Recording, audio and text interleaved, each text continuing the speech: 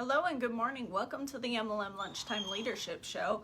And we are going over the book Failing Forward by John Maxwell. So you'll just have to give me a second here on this computer. Go figure, I try to start the show and my computer decides to update, but that has all my notes. So, where is it? Documents.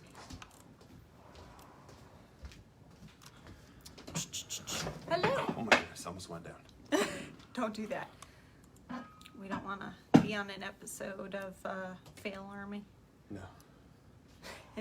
Here, you find my notes. Oh, there they are. Okay, so before we get started, I'm going to go ahead and invite some people onto here. Got Bess.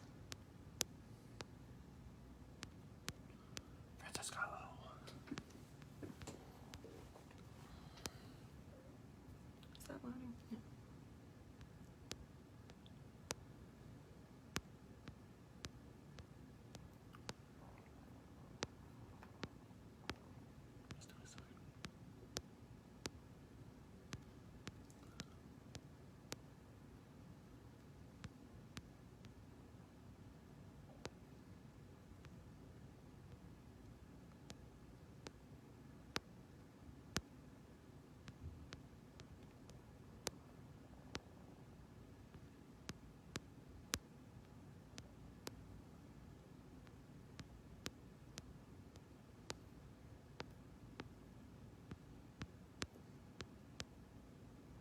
All right. Whoops. There we go. Alrighty, so we're gonna get started.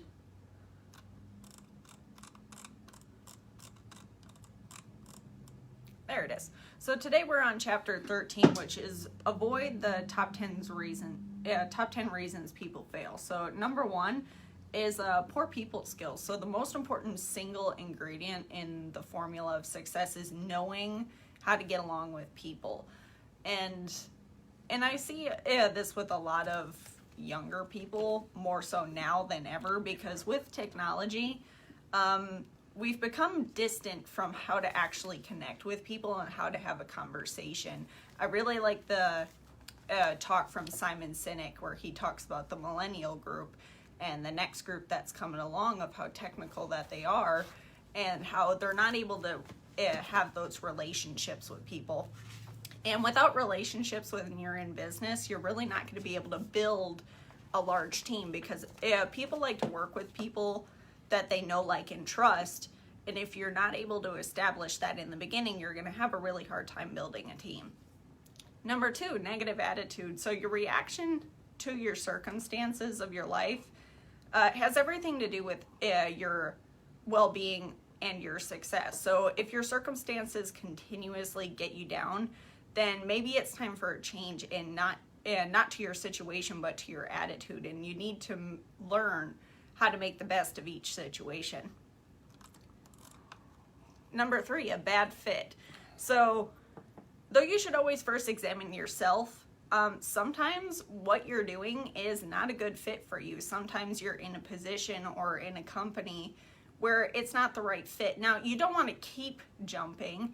You have to really look before you get into something and say, is this the right fit for me? Is this a company that I want to be involved with? Do I stand by what they believe in? And the team that I might be working with, are they the people I want to work with and can see myself doing business with years later? So evaluate yourself and your situation, and if it is a poor fit, make the decision to go make a change. Don't be afraid to switch. You would do this at any job as well. If it's not a good fit for you, you would move on. Number four, lack of focus. So people lacking focus have trouble, not because they're too busy, but because they do not prioritize, and that wastes time and resources. So if you keep going from task to task without making any progress, or you can't reach a goal no matter how much effort you put into it, you need to examine what are you focusing on. So this happens a lot if people have multiple businesses. We see this a lot. People try to have more than one income, but they forget that they have to get really good at that one and then you replace yourself, then you go on to another business and start another one. So you have to really focus, especially when you're running. Now, we always teach in the school online with Bess that you always have your high paid skill first. And then you can do a scalable business, which would be a network marketing company, any other type of business, but you never quit your full-time income. And the scalable business is second. But you have to focus on what exactly you're doing. You can't be in 100 places at once. You have to prioritize what's important today and what do I absolutely need to get done.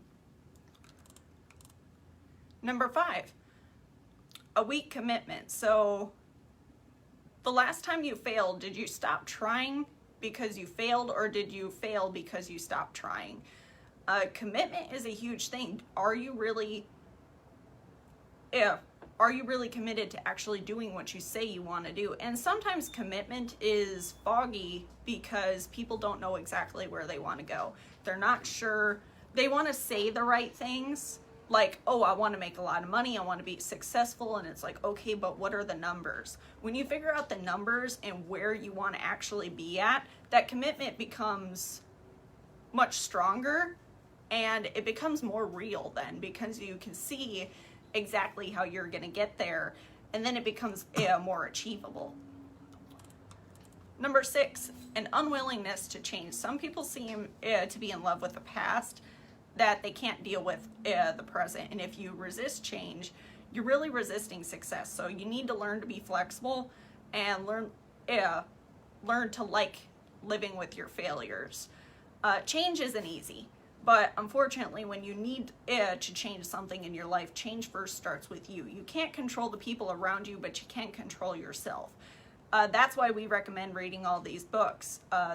Your growth when you start reading and working with different mentors and listening to all these different speakers, you're going to change a lot. And sometimes the changes happen inside you first before people start to see it. But it's something that you have to consciously make a decision, like, look, this is what I'm gonna do. I'm not happy with where I'm at. I need to make something happen. Number 7, a shortcut mindset. This is actually very typical in network marketing. They're like, what is the fastest way for me to make $1 million? And I'm like, well, unfortunately, there is no shortcut for that. If there was, everyone would be doing that. But it takes a lot of hard work, and you have to understand that there is no shortcut for this. It takes a lot of work, and it takes continuous work over an extended period of time. Because when you're trying to build something big, it does take a lot of work. It's like when you have children, they take a lot of work when they're little, but thankfully, if you give them enough time and attention as they get older, they don't need you as much. And that's a lot of what happens with network marketing. In the beginning, it's going to take a lot more work until you go and find those people that are also wanting the same thing, and then it takes off. So the common denominator of success lies in forming a habit and doing the things that failures do not like to do. Number 8, relying on talent alone. So talent alone isn't enough to take a person through multiple failures, but adding a strong work ethic to talent is like pouring gasoline on the fire. So the greater the talent, the more likely you are to lean heavily on it and skip the hard day-to-day work of improving it. So if this is your tendency, you really want to put yourself on a growth plan, and you want to make the most of your talents and say, okay, how am I going to improve this? I'm good now, but what can I do to improve? And then number 9, a response to poor information. So General Douglas asserted, expect only 5% of an intelligence report to be accurate, the trick of a good communicator is to isolate the 5%. So making sure you have good information this is where people try to find shortcuts. I found they're like, oh, well, this person said this person said that, they said this worked, and I'm like, okay, but let's go back and look at how much success this person has had in his company, because you can actually go look up online where people are at and how well they're doing. And you can check and see what this person is doing based on their numbers, because they could say this is the greatest system in the world, but if they don't have the numbers to back it up, is it really good information? Because there's a lot of like automated systems out there to spam people's phones, and you don't really want to do that. And then number 10, no goals. Like I said before with the issue with commitment, if you do not have any goals set in place and you don't have a plan of how you're going to reach them, you're not going to have commitment, and you're not going to get anywhere. If you don't set goals, you have nothing to run to. It's just like you're running blindly. It's like if you're running a race and don't know where the finish line is, and somebody shoots the gun and says go, you're like, well, where am I going? You're not going to, and everybody just kind of stands there. You're not going to go anywhere unless you have that goal of that finish line of where you want to be. So with that, that's what I have for this chapter. Jeff, what comments do you have, or what did you get out of this? So John talks about a couple questions in the back. Phil, what's happening? How is the summer going? Hopefully you guys are doing well. Bill, how are you?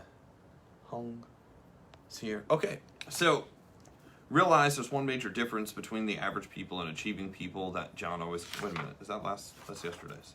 No, that's the same one. I think he has the same questions listed on the back. It's just for this chapter. Gotcha. So out of those 10, you want to rate yourself. On a scale of 1 to 10, where am I at with these? Poor people skills. Most people think their people skills are amazing, but then when they walk away, people talk about them and talk about the things that they're obviously not doing well on. So it's really good to evaluate yourself on that, and then go get 2 people, one that works with you and one that knows you casually, to also rate. And you'll find that some things are in common. Some people think, well, your people skills in this area and this area are really good. But these things, not so much. Second, a negative attitude. Some people think they're positive, but they're negative towards self. You can do it when it's funny. You can do it when it's sarcastic. But some people literally have an internal negativity towards themselves, even though they have a positive outlook on, oh, life is great, but except when I go do it. That's going to be fun, except if I go try it. Everybody's going to win except me if I go do it. So you kind of have to look at that, and again, evaluate it from the outside. A bad fit. Sometimes people aren't, the personality isn't right for that position. A C-type personality usually is not the best front desk person. Why? Yes, they're organized and they put everything together, but they usually don't have the people skills to greet the people, right? You kind of look more for, John talks about this, about finding the S-type personality to be the greeter. And he goes, if you look across the board, if you look at the best people in those positions, they're always S-type personalities. 4, lack of focus. Again, that has more to do with prioritizing. If you have too many things going on, you're going to be lost. If you don't look at what you're doing every day, you're usually lost. I was watching a really cool YouTube video, and I can't remember the guy's name. He's an Indian gentleman that's kind of a philosopher. Long white beard, always sits in a room full of, he always has great talks, but he was talking about aligning the 4 things in your life to have focus. He's like, if you're physical, your mental, your spiritual, and then your feelings all kind of match together, then what happens is you're able to achieve things very, very easily. He said the problem is lack of focus. He goes, it's like walking 2 steps in one direction, and then all of a sudden you get pulled in another direction, and you look right, you look left, and you take 2 steps in all directions except the direction that you said you were going to go. He goes, that's why it's so hard for some people to get there. He goes, other people, they just walk straight to what they want. It has to do with focus. And he talked about buying a home, which was kind of interesting, just because that's, the field that we're in. An unwillingness to change. So many people that I see, first of all, you have to identify that that's the thing you need to change. Most people don't think that that's a problem to begin with. Oh, my personality is fine. Oh, my way of doing it is good. but they're not producing the results, and they're unwilling to hear from anybody else or change. A shortcut mindset. This is, I would call it the American mindset right now. The American mindset says, well, if we just do this right now, everything else will get better. The unfortunate part is most things that, if you want to make something better, it usually takes way more than a shortcut. But you see people, well, what's the fastest way to do that? What's the fastest way to do that? We've gotten so used to the microwave and 100 gig downloads, and there's no patience for anything. And the stuff that's really important takes more time. The stuff that's really important, it takes more time to develop. It takes more time to solidify. It takes more time to achieve the bigger things. The small stuff, you can kind of get away with, I want it right now. But anything, it's like, it starts kind of with the kids that clean up their room and just throw all their shit underneath their bed instead of actually cleaning their room. And I was one of those people, Make it appear to look like it's good, but it's not. 8, relying on talent alone. Some people have a natural gift in one area, but they don't work in any of the other areas. I was talking to somebody last night about this. I was like, you can learn what to say on a real estate deal, but if you screw people over on a general basis, it doesn't matter if you know how to do the deal or not. You'll have the reputation that nobody wants to work with you, and you'll never get deals. I said, so it's way more than understanding how the deal works. It's way more than just understanding the marketing. That was another thing. They're like, well, you're really good at marketing. I'm like, I'm really good at marketing because I understand the deals and because I know what to put out there, and the marketing works, not just because I know what to say at the right time or, the right marketing piece. I said it works, but also because when people do meet you, you have that reputation behind you, that if this person's going to do this, they're going to do it. Which helps tremendously in the conversion rate. 9, a response to poor information. Amateurs guess and professionals check it out. Amateurs guess all the time. This is one of the main problems that I hear with people that have depression, people that get themselves in bad situations. They guess constantly. You'll hear them say, well, I think, in just real estate, well, I think rent over there is this. I think that person wanted that. I think that, well, you need to stop thinking and go figure some of this out. You need to go read a book on it. You need to watch a YouTube video of an expert in the field. You need to look for credible sources, number one. There's so much garbage out there. You can read and watch a million videos on, right now it's conspiracy theories and what people think. I go to the people who are making the most money in the field. We're talking business here, go to the people who are making the most money in the field and see what they're doing and how they're doing.